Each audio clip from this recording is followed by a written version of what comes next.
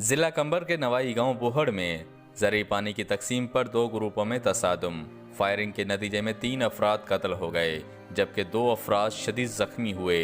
Police इतला बावजूद 2 घंटे की ताखीर से पहुंची, तहम एमपीए बुरहान खान चांडियो जाए वक़ुआ पहुंचे, जिसके बाद पुलिस ने मकतूलिन की लाशों को कंबर की मकामी अस्पताल मुंतकिल किया जबकि जख्मियों को लाड़काना मुंतकिल किया गया।